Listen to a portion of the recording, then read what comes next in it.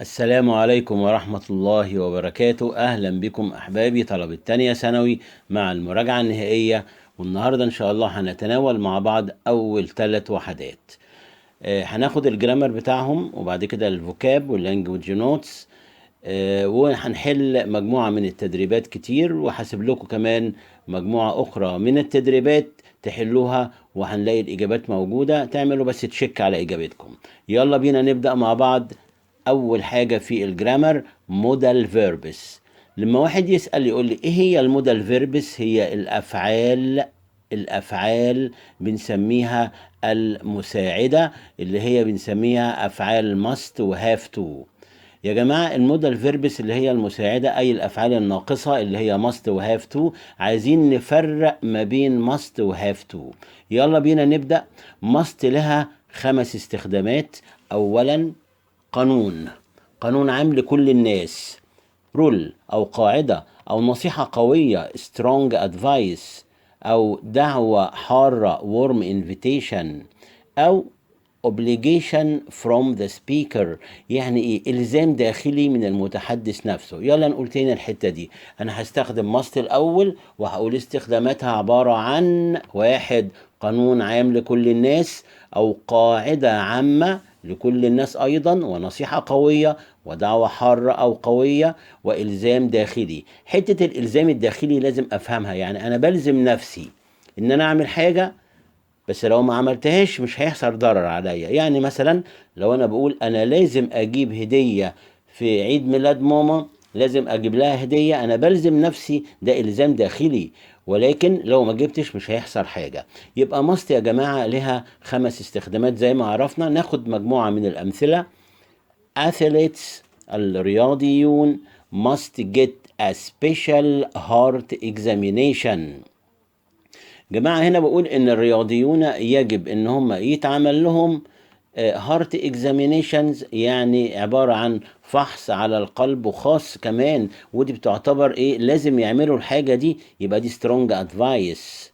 طب انا لو جيت قلت you must come and have dinner with us، لازم تيجي وتتعشى معانا، يا جماعة دي warm invitation strong invitation، دعوة حارة ودعوة قوية. يبقى must بستخدمها strong advice أي نصيحة قوية ودعوة قوية. أيضا ممكن أقول you must visit the white desert فرافرة it's amazing. يا جماعة دي نصيحة برضو strong advice، بقول له هنا لازم تزور المكان ده. زي مثلا واحد اقول له انت لازم تروح تشتري من المحل ده، هو ده المحل ده كويس وبيبيع باسعار حلوه، يبقى انا بنصحه. I must eat healthy food if I am going to be an athlete. يا جماعه انا لازم اخد طعام او اكل طعام صحي لو انا عايز ابقى شخص رياضي. هنا بي obligation from the speaker، ده الزام داخلي، انا بلزم نفسي. I must eat healthy food. يا جماعة ممكن نقول when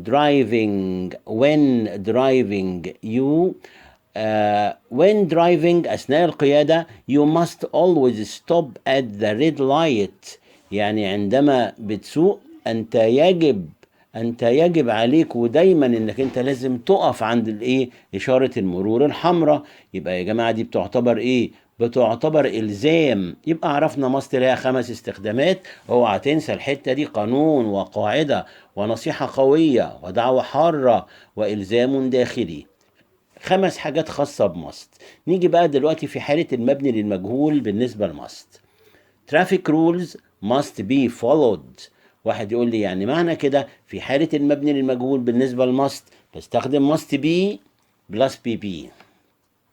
يبقى must be plus pp ده في حالة المبني للمجهول بتاع must، وكلنا عارفينها. في معلومة جميلة بقى دلوقتي بنعرفها: a must معناها necessity، ضرورة. يبقى يمكن استخدام must بمعنى ضرورة. أيوة، يبقى a must. ناخد بالنا يا جماعة a must مش must بس، لازم قبلها a must بمعنى ضرورة necessity. It is a must to work hard to reach your goal.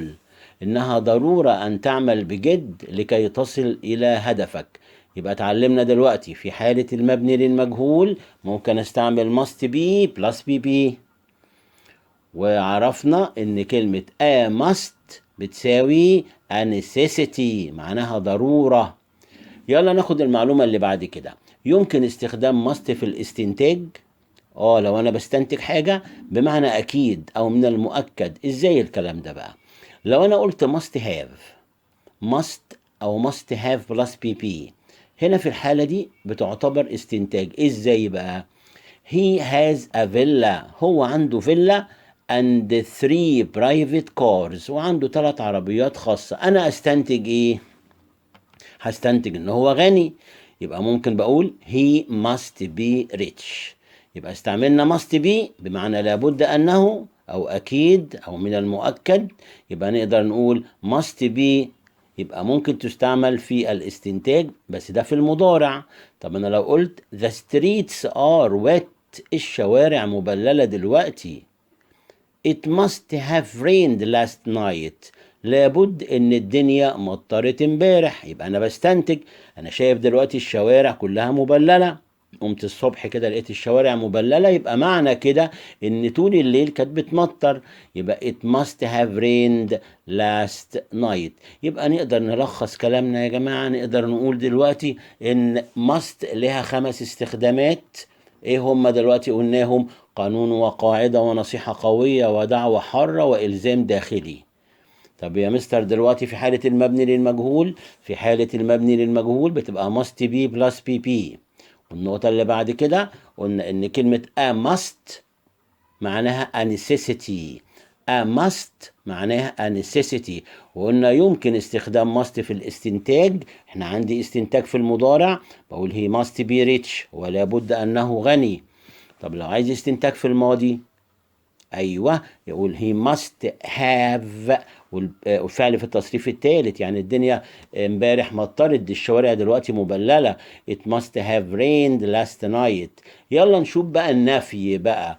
mustn't، احنا عارفين mustn't بيجي وراها المصدر بدون to يا جماعه، بدون to مفيش حاجه اسمها must to ولا mustn't to. يبقى mustn't يبقى بيجي بعدها الفعل في المصدر اللي هو الانفينيتيف بدون اضافات، ومعناها تعبر عن الحذر او المنع، نصيحة قوية منفية. يعني ممكن اقول young athletes mustn't miss this chance to learn. يا جماعة بقول mustn't بقى، ده هنا انا بقول ايه؟ دي نصيحة قوية جدا. وفي النفي يبقى النفي بتاع must هو ايه؟ هو mustn't. زي الجملة اللي جاية دي: You mustn't smoke in public places. انت لا يجب انك تدخن في الاماكن العامة. It's prohibited ممنوع، forbidden ممنوع، not allowed ايضا معناها غير مسموح او غير ممنوع. يبقى نقدر نقول يا جماعة not allowed غير ايه؟ غير مسموح بتساوي forbidden بتساوي prohibited. يبقى mustn't دي للمنع والتحريم، انا بمنع. You mustn't talk in the library. لا يجب انك انت تتكلم في المكتبة. طبعا ده منع ممنوع. طبعا نقدر نقول كده. يبقى النفي بتاع must هو ايه؟ هو mustn't. يبقى واحد يقول لي دلوقتي مش احنا عارفين يا مستر ان have to و has to برضو معناهم يجب ان؟ لا، انا عايزك تتعلمها ببساطة جدا. have to و has to مضطر ان اعمل الحاجة، يبقى للتعبير عن شيء مهم. وايضا الزام خارجي. الزام خارجي يعني يعني مش انا اللي بلزم نفسي، لا ده الزام وقواعد او قوانين خارجيه. يعني مثلا لو انا جيت قلت انا عايز دلوقتي اقول have to او has to، ممكن اقول you have to exercise if you want to be healthy. انت لازم تعمل exercise لو انت عايز تبقى healthy. طيب you have to buy a ticket to travel on the train. لازم تشتري تذكرة عشان تسافر في القطار. جماعة يبقى نقدر نقول لو أنا بقول إلزام خارجي عليا يبقى بستعمل have to أو has to. يعني إيه إلزام خارجي؟ نوضحها بحتة كمان إيه بسيطة قوي. لو أنا رايح المدرسة أنا أقول أنا لازم أروح المدرسة بدري عشان ممكن المدير يزعلني. يبقى نقدر نقول have to، يبقى ده إلزام خارجي. طيب يا مستر دلوقتي وانا على الحدود عايز اروح بلد تانية لازم اطلع الباسبورت بتاعي واوريه للناس اللي هم اللي بيفتشهم وكده. يبقى نقدر نقول ايضا استعمل هاف تو وهاز تو، ده الزام خارجي غصب عني لازم اعمل الحاجه دهيت. يعني لا تصدر من نفسي انا، لا ده عباره عن قواعد والزام خارجي. يبقى هاف تو وهاز تو للالزام الخارجي، اما ماست للالزام الداخلي.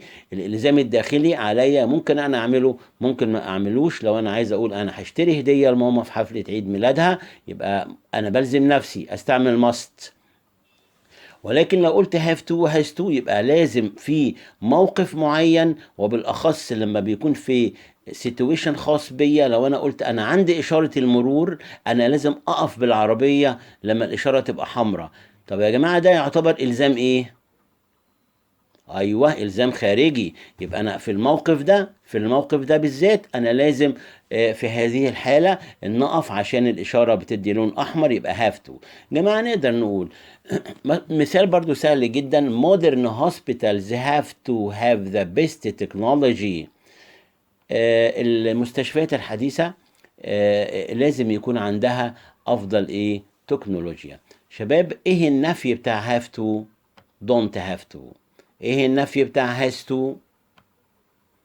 doesn't. ايوه doesn't ايه؟ doesn't have to برضو، لان don't و doesn't بيجي بعدهم الانفينيتيف. يبقى نقدر نقول don't have to، doesn't have to، والمصدر وراهم على طول. يبقى ليس هناك الزام او اجبار، يعني يمكن عمل الشيء او لا. هدي مثال كده: you don't have to play football with me. يعني انت يعني مش هتلعب معايا كوره. we don't have to hurry. احنا مش لازم نجري، مش مضطرين. انا عايزك بس تتعلم حته don't have to و doesn't have to. مش مضطر. we don't have to hurry. we have a lot of time. he doesn't have to walk up the hill because there is a bus. يا جماعة خدوا بالكم. يبقى نقدر نقول have to و has to بمعنى ان انا ايه؟ ان انا مضطر، او في النفي بتاعهم انا غير مضطر ان انا اعمل الحاجه دهيت. في معلومه اضافيه جميله بقى: لاحظ ان الماضي من must هو had to. ايوه. ومعناها ايه؟ ومعناها كان يجب عليك ان، وعملت الحاجه انت. يبقى had to كان يجب عليك ان وعملت الحاجه. طيب يبقى نقدر نقول الماضي من must هو had ايه؟ had to.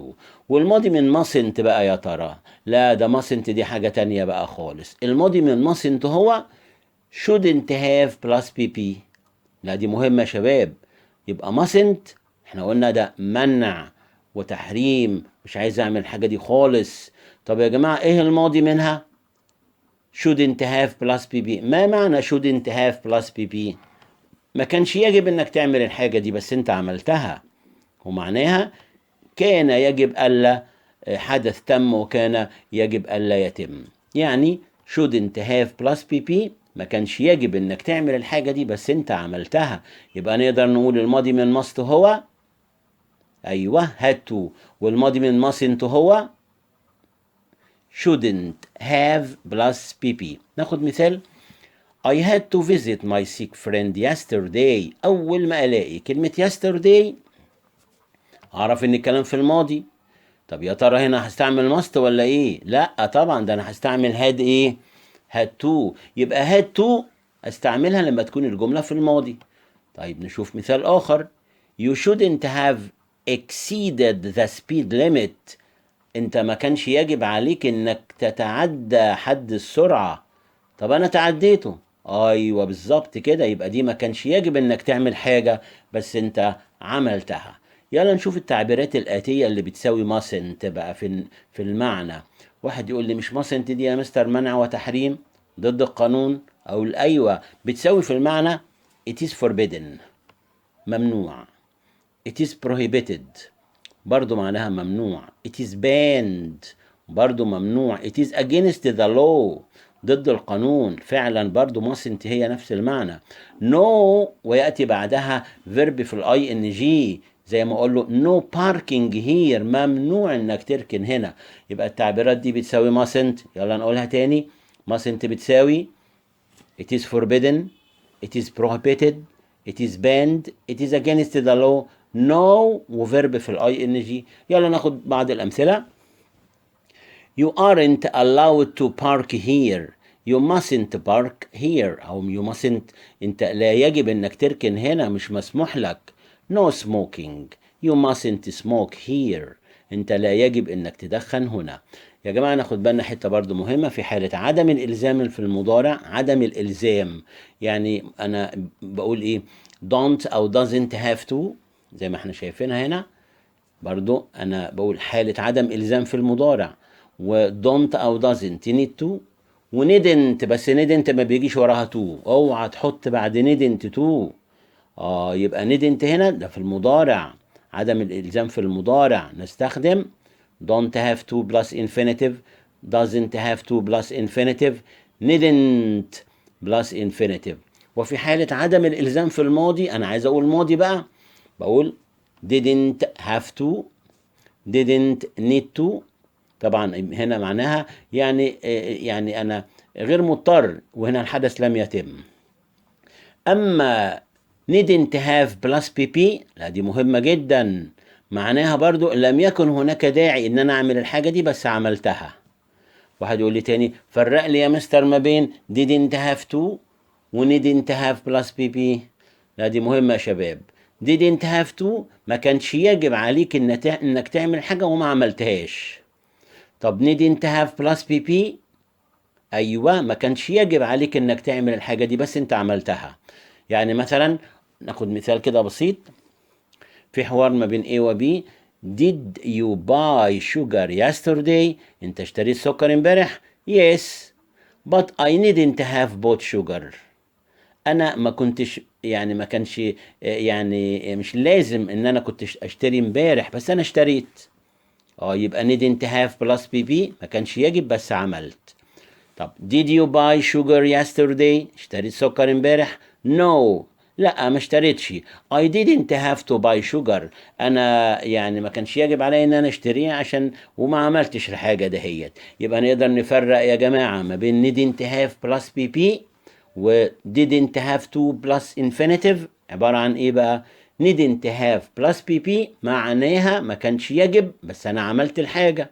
طب didn't have to plus infinitive ما كانش يجب عليا وما عملتش. يلا نشوف النقطة اللي بعد كده. الجزء الثاني comparative and superlative adjectives. مقارنة الصفات يا جماعة والتفضيل.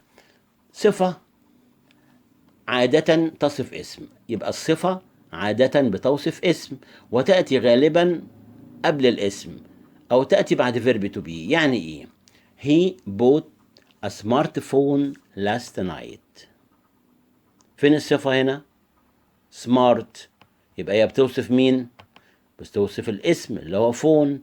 يبقى نقدر نقول الصفة دايما بتسبق الموصوف. طب ناخد مثال تاني. The animal I saw الحيوان اللي أنا شفته in the field was frightening. frightening مخيف. frightening معناها مخيف. طب وجاء قبلها verb to be يبقى الصفة بتأتي قبل الاسم وتأتي بعد verb to be. يلا نشوف مع بعض الأفعال الآتية توضع أو توصف بصفة وليس حال. احنا عارفين مثلا لو جيت قلت القطار يجري ايه؟ بسرعة quickly. طيب مثلا السلحفاة تمشي ببطء. ببطء يعني ايه؟ slowly. يبقى الحال هو حال الفعل. ولكن هنا يا جماعة أفعال بس بيجي بعدها صفة وليس حال. زي ايه؟ look، seem، appear، sound، taste، feel. كل دولت بيأتي بعدهم الادجكتيف وليس الادفيرب. يعني ايه؟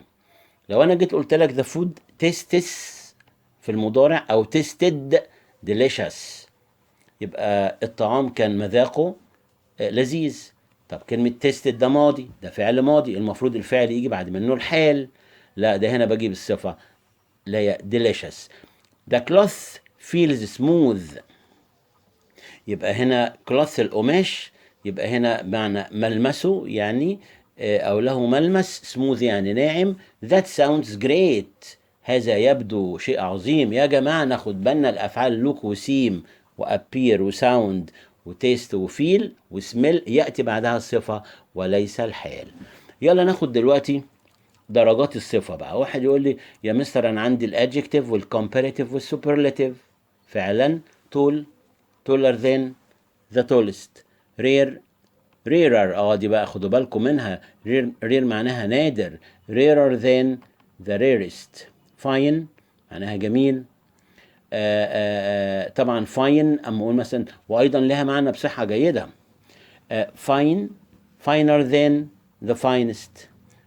sweet sweeter than the sweetest. big bigger than the biggest.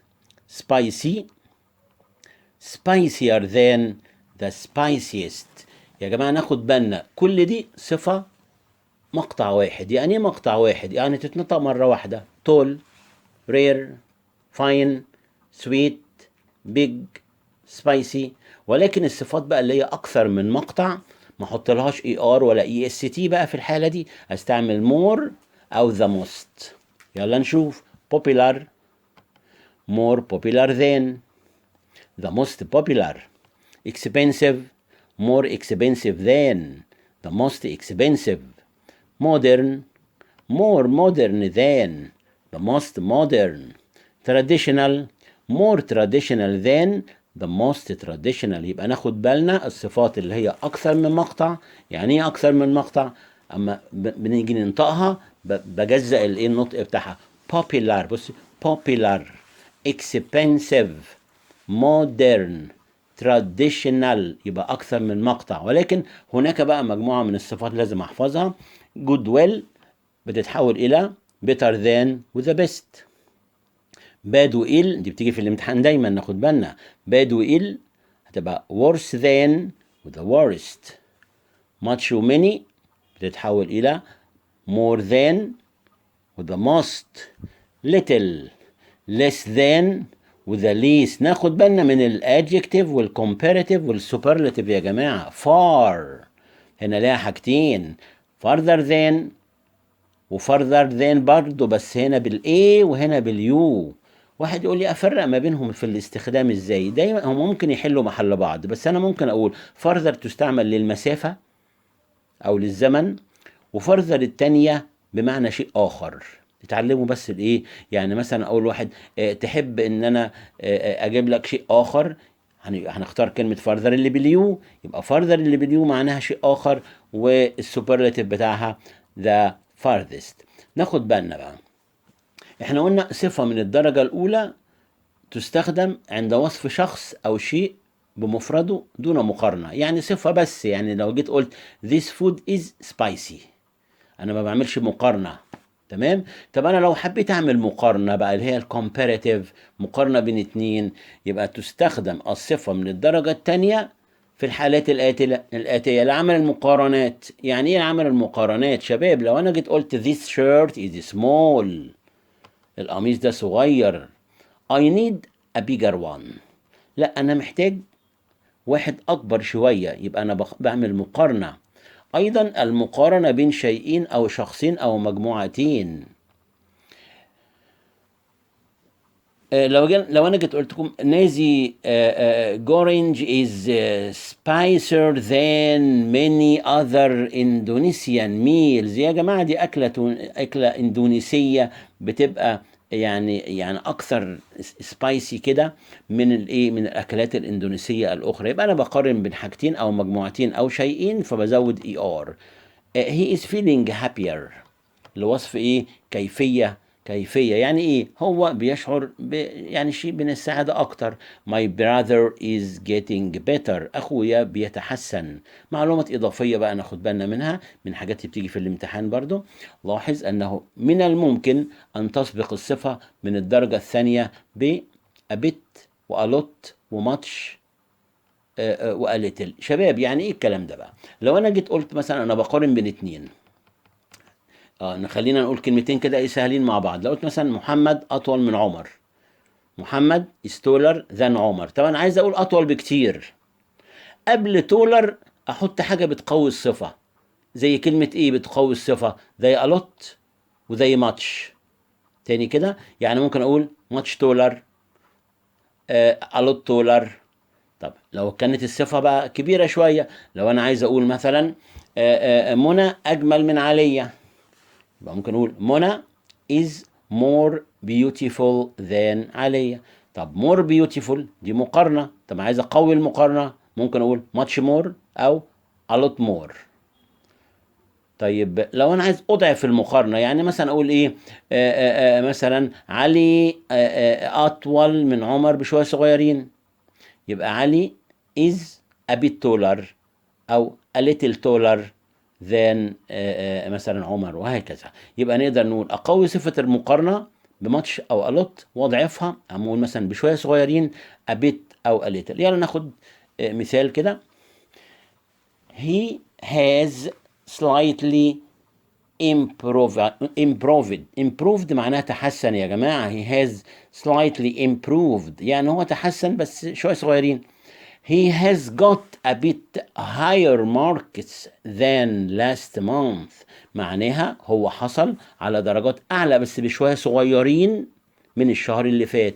يبقى يا جماعة ناخد بالنا a bit higher، يبقى في حالة المقارنة بين اتنين ممكن أقوي الصفة وممكن أضعفها، أقويها بماتش أو ألوت وأضعفها بأبيت أو أليتل. يلا ناخد يمكن استخدام لسه قبل الصفات المكونة من مقطع واحد.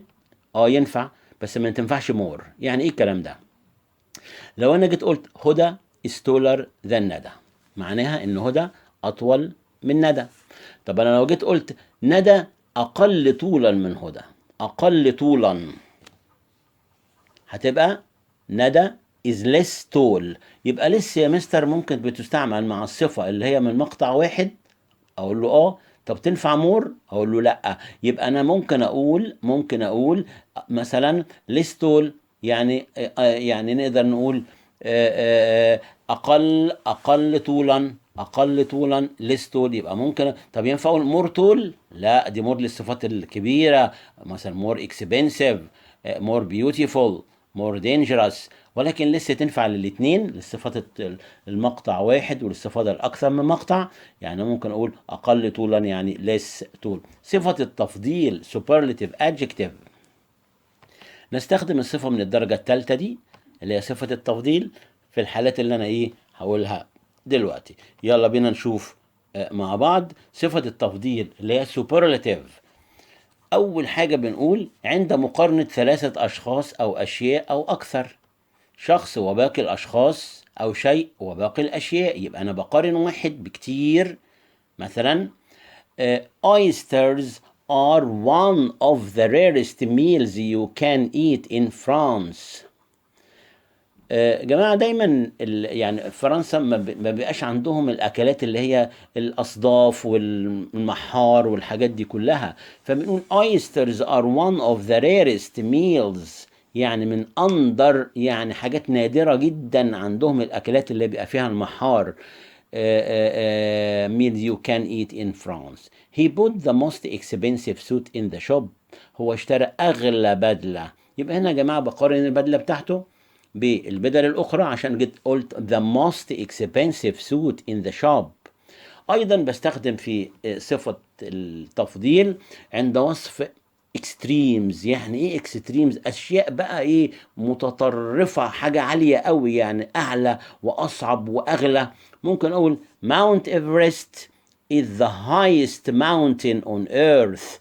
ده هنا في extremes، يعني ده عايز أقول إن جبل ايفرست ده هو اعلى قمة، هو اعلى جبل on earth. ناخد شوية معلومات كده بسيطة. نستخدم as طبعا as ما بينهم الصفة للدرجة الأولى الأصلية عند تساوي شخصين أو شيئين في نفس الصفة. ريهام is as young أو old as سارة. يبقى نقدر نقول as ما بينهم الصفة يا شباب الأصلية بدون أي إضافات، as young as old as. لاحظ أيضا استخدام زمن المضارع التام مع الصفة اللي من الدرجة الثالثة. لا دي مهمة أوي، دي بتيجي في الامتحان. المضارع التام اللي بيتركب من إيه؟ have أو has بلس بي بي، ودايما بيحطها لي في الآخر كده I have ever seen، I have ever met، يبقى قبلها الصفة الثالثة اللي هي السوبرلاتيف. That was really a good film، ده كان فيلم جميل. In fact في الحقيقة it was the best film I have ever seen. ناخد بالنا من الحتة الأخيرة دي.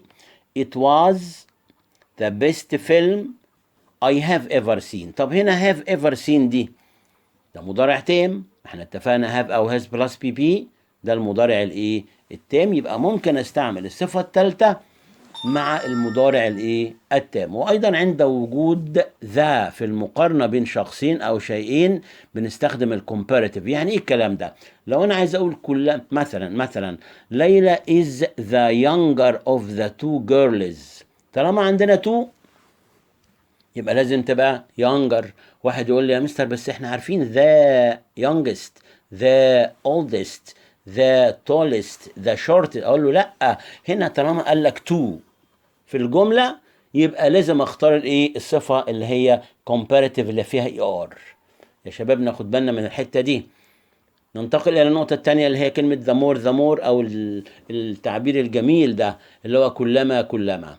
يبقى نقدر نقول the more كلما يعني ذا وصفة من الدرجة الثانية اللي هي الكومباريتيف، وبعد كده وبعد الكوما صفة من الدرجة الثانية كومباريتيف. كلما the harder you study كلما ذاكرت بجد أكتر. the higher marks you get. ناخد بالنا من ذا harder. واحد يقول لي يا أستاذ احنا عارفين ذا بتيجي مع الاي اس تي، أقول له ما هي دي يجيبها لك بقى في الامتحان وتاخد بالك منها. إذا بدأت الجملة ب the more the harder the less أي صفة من الدرجة الثانية فيها ER أو more أو less يبقى لازم بعد الكوما اخد برضو صفة من الدرجة الثانية اللي فيها ER او more او less بس يكون قبلها ذا. كلما the harder you study كلما ذاكرت بجد اكتر كلما حصلت على درجات ايه اعلى. وجود ذا قبل بعد الصفات تعطي الاسم الجمع. يعني ايه؟ انا عايز اجمع الصفة. كيف تجمع الصفة؟ حط قبلها ذا. نقول تاني، لو قلت غني ريتش، طب ذا ريتش الاغنياء، يبقى الصفة تجمع بإيه؟ بذا.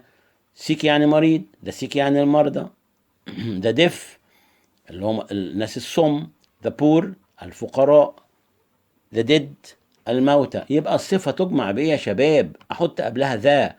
غير الأسماء بقى تحط اس والكلام ده. ده بلايند، ده تالنتد، ده disabled، ده dumb. يا جماعة ناخد بالنا الصفة تجمع بذا. أحط ذا قبل الصفة أصبحت الكلمة جمع.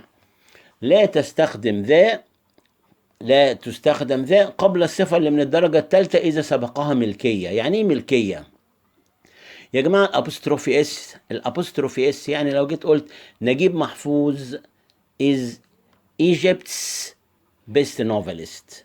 طب تاني كده نجيب بيست. يا جماعة الأبوستروفي اس هنا طالما موجودة ما تحط الذا قبل الصفة الثالثة. يعني ايه؟ ما اقولش ذا بيست او البيست بس طالما في ابوستروفي اس. يمكن استخدام موست بس بدون ذا لتعطي معنى فيري. يا مستر يعني موست بس لما بتستخدم قبل الصفة يبقى معناها جدا فيري. ايوه. هالة از موست بريتي، هالة جميلة جدا. يعني هنا ما قلتش ذا موست ليه؟ لا انا عايز اقصد كلمة فيري. هالة از فيري بريتي. اخر حاجة بنقولها بقى الجرامر بتاع يونت 3 وهو الفيوتشر فورمز، الاشكال المستقبل. شباب اول نوع من الاشكال المستقبل واحد ويل والمصدر، ويل والانفينيتيف. ليه استخدامات هنقولها دلوقتي. تاني نوع be going to. تالت نوع will be وفعل في الاي ان جي. يا جماعة ناخد بالنا واحدة بقى. بصوا لو انا جيت قلت will والمصدر، ايه المبني المجهول منها؟ المبني للمجهول الباسيف والبي بلس بي بي. هدي مثال بسيط جدا. مثلا لو جيت قلت I will do my homework، طب عايز اعملها باسيف، مين يعرف؟ اقول الجملة تاني I will do my homework. اعملها باسيف ازاي؟ ابدأ بالاوبجكت هتبقى my homework will be done. يبقى will be والبي بي في حالة المبني للمجهول، ودي معلومة من السنوات السابقة ودي سهلة جدا. تستخدم will بقى وبعدها المصدر في الحالات الآتية. واحد القيام بعمل تنبؤ بدون دليل، يعني يبقى prediction with no evidence. ايه تاني يا مستر؟ تنبؤ بدون دليل، يعني ممكن اقول مثلا بكره الجو هيبقى مثلا ممطر، انا بتنبأ بس بدون دليل، استعمل ويل.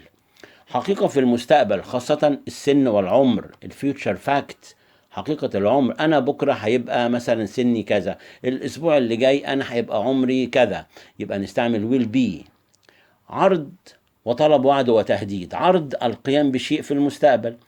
طب يا جماعة أما أقول أعرض على حد حاجة أو أطلب منه حاجة، أو زي ما بنسميها العرض والطلب والوعد، أنا بوعده، وتهديد أنا بهدده، بستعمل ويل دايما مع الحاجات دي، عرض وطلب وعد وتهديد. يبقى العرض أو القيام أو عرض القيام بشيء في المستقبل اللي هو الأوفر، بستعمل ويل.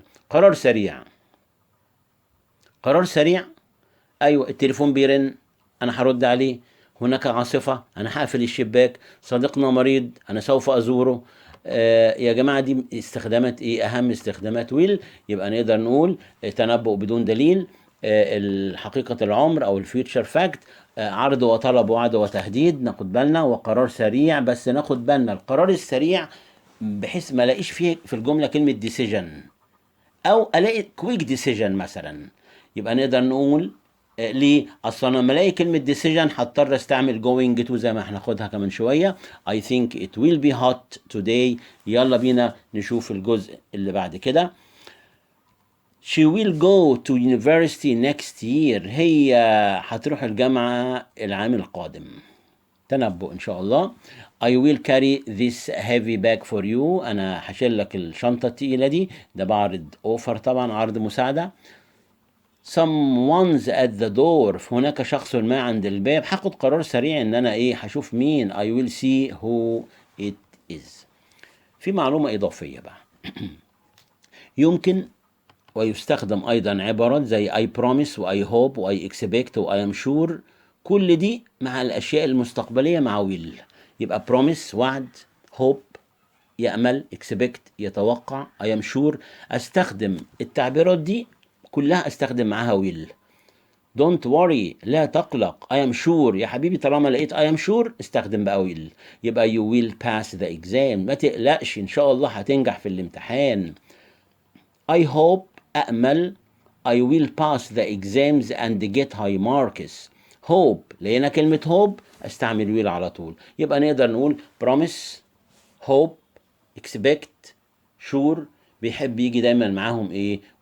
والانفينيتيف. يلا ناخد بقى المستقبل going to. طبعا going to محتاجه قبلها verb to be. يبقى نقدر نقول نستخدم am و is و are و going to. يلا بينا نركز في الجزئيه دي، جزئيه بسيطه جدا. يبقى ازاي افرق ما بين will و going to؟ يا حبيبي خد بالك ان going to دي بستخدمها في واحد، تستخدم هذه الصيغة بتاعت am و is و are و going to خطة وقرار ونية وقصد يعني. وأيضا زي ما هنعرف دلوقتي تنبؤ في عدم وجود or. واحد يقول لي طب لو بتنبأ في وجود or، يعني لو قلت لواحد خد بالك وإلا العربية هتخبطك be careful or، بستعمل will. طب لو ما فيش or بستعمل going to زي ما هنعرف دلوقتي. أول حاجة going to بستخدمها للخطة، قرار والنية. يبقى خطة ونية وقرار. ناخد أمثلة. I have made a decision. لقينا كلمة decision على طول تلاقي كلمة decision اختار going to وانت مغمض. يبقى نقول I am going to buy a car. طيب جملة كمان. I have decided that. أنا قررت. يا حبيبي ما أنا لسه قايل لك تلاقي كلمة يقرر تختار going to على طول. I am going to buy a new phone next month. هنا برضو يعتبر ايه؟ يعتبر اول ما الاقي كلمة decide او decision قرار على طول اروح مستعمل going to. بس ده مش قرار سريع، انا لقيت كلمة decision او decide. He is going to get married next month. That's his intention. اول ما الاقي كلمة intention النية على طول وانت مغمض كده تختار going to. يبقى نقدر نقول اما الاقي كلمة decision، اما الاقي كلمة intention، اما الاقي كلمة plan خطة، الثلاث كلمات دولت لقيتهم في الجملة اختار going to. طيب تستخدم أيضا هذه الصيغة للتحذيرات أو تنبؤات بناء على دليل. جماعة يعني إيه تنبؤ بدليل؟ لو أنا جيت قلت لك السماء فيها سحب الدنيا هتمطر، والمثال ده احنا كلنا عارفينه. The sky is cloudy. It is going to rain.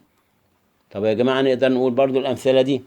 The other team's players are very big. اللعيبة دولت very big، ده ضخمين جدا. It's going to be a difficult match. واحد يقول لي استناني بقى هنا يا مستر، انت بتوصف اللعيبة انهم big. ايوه، ده دليل مرئي. دايما الدليل المرئي بستعمل له going to. ولكن الصفات الشخصية بقى الغير مرئية، مثلا لو جيت قلت واحد ذكي ده هيحصل على الدرجة النهائية، لا استعمل will. ده غبي ده مش هيجيب مش مجموع، يبقى استعمل برضو استعمل will. الصفات الشخصية لا تعتبر دليل. ناخد بالنا من النقطة دي يا شباب. يعني لو جيت قلت مثلا لعيبة ليفربول مهرة وأذكياء، هما هيفوزوا بالمباراة، يا ترى اقول they will ولا they are going to win the match؟ كلمة مهرة أو أذكياء صفة شخصية لا تعتبر دليل. الصفات الشخصية ليست دليل، بستعمل لها will وليس going to. watch out التحذير على طول بستعمل له going to طالما ما فيش or. يا جماعة ناخد بالنا. التحذير نقولها تاني الحتة دي. التحذير بستعمل going to. watch out the pan is very hot. خد بالك الحلة سخنة جدا. you are going to burn your finger. انت هتحرق صبعك. هنا تحذير. انتوا عارفين يا شباب لو قلت watch out or، لو قلت or يبقى هقول ايه بقى؟ you will burn your finger. يبقى التحذير بأور بستعمل will. التحذير بعدم او في عدم وجود اور بستعمل يا شباب ايه؟ بستعمل going to. يلا نشوف بعد كده الفيوتشر كونتينيوس المستقبل المستمر بويل بي وفعل في الاي ان جي. ويل بي وفعل في الاي ان جي ده مهم قوي بقى. يعني ايه مستقبل مستمر؟ يعني حاجه في المستقبل وهتستمر فتره معينه او في وقت معين. ممكن بدل ويل ممكن استعمل مي، يبقى may be وفعل في الاي ان جي ايضا. يبقى يستخدم المستقبل المستمر للتعبير عن احداث ستكون مستمرة في وقت محدد في المستقبل. I can't visit you tomorrow او I can't visit you because I will be doing I may be doing my homework this evening. مش هقدر ازورك النهاردة او مش هقدر ازورك عشان انا هكون بعمل الواجب بتاعي هذا المساء ومستمر فيه. between 5 and 6 لا دي مهمة جدا. ما بين 5 و6 بكرة I will be playing football هكون بلعب كورة. يبقى في الوقت ده مستمر في فعل معين. أيوة، يبقى نقدر نقول يا شباب المستقبل المستمر will be وفعل في الاي ان جي اللي احنا سميناه future continuous، يستخدم للتعبير عن حدث هيكون مستمر في وقت محدد في المستقبل. تاني استخدام، يستخدم المستقبل المستمر للتعبير عن أحداث ستقع فقط لفترة قصيرة في المستقبل. نفهمها الحتة دي. ريهام will be working in Paris next month. ريهام هتشتغل في باريس الشهر اللي ايه؟ القادم. هنا لفترة قصيرة فبستعمل حاجة هتحصل وتستمر لفترة قصيرة، يبقى will be وفعل في الاي ان جي على طول. ايضا يستخدم المستقبل المستمر للتعبير عن نشاط سيبدأ قبل نشاط آخر في المستقبل. يعني إيه؟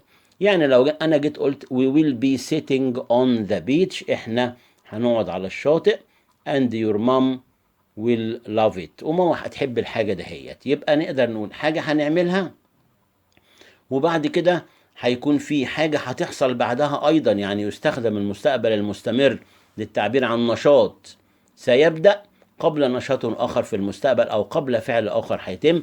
إحنا هنقعد على الشاطئ وماما هيعجبها وهتحب إن إحنا الإيه نكونوا قاعدين ومستمرين في هذا الإيه في هذا الشيء. يلا نشوف آخر نقطة معانا أو قبل الأخيرة البريزنت كونتينوس بقى، ام وإز وآر وفعل في الأي إن جي. البريزنت كونتينوس بيعبر عن المستقبل المخطط له مسبقا، حاجة عملت لها، يعني فعل مسبق يمكن استخدام المضارع المستمر للتعبير عن المستقبل في حالة الأحداث التي رتب لها بالفعل من قبل. I'm having a party tonight. أنا عندي النهاردة حفلة. Everything has been arranged. يا جماعة أول ما ألاقي everything has been arranged أو everything is arranged طالما رتبت مسبقا يبقى بستعمل البريزنت continuous am is are verb ing. My family are taking me. خدوا بالكم الحتة دي يا جماعة. My family are taking me out today for passing my exams.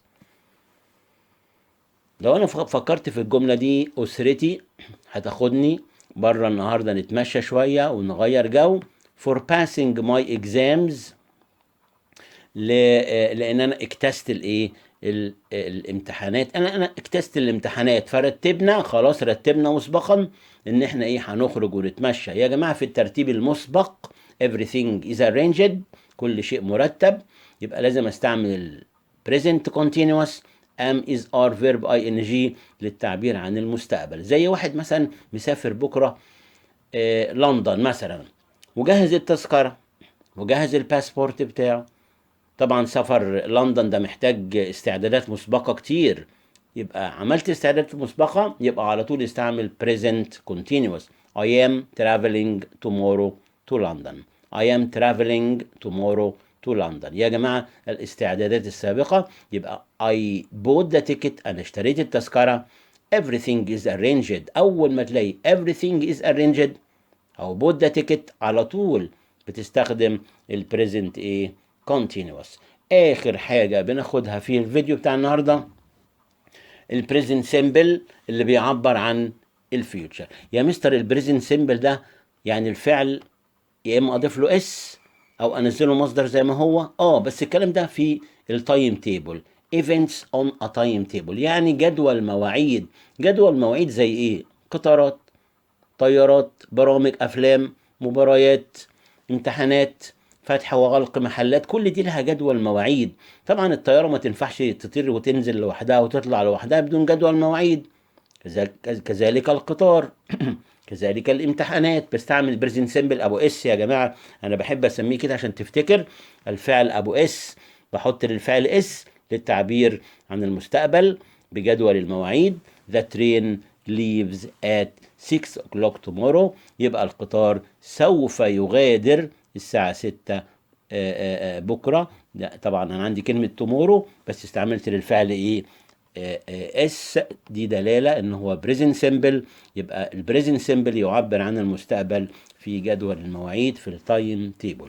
أتمنى إن حضراتكم تكونوا استفدتم من الجزء الخاص بالجرامر، وفي مجموعة من التدريبات حاططها لكم برضو هنا، مجموعة من التدريبات 100 سؤال تقريبا على الجرامر ومحلولين. انت تبص لهم وتحاول تفكر في الإجابة وتشيك على نفسك كده، بحيث ان يبقى الجرامر بتاع أول ترم أول 3 وحدات سهل بالنسبة لنا إن شاء الله.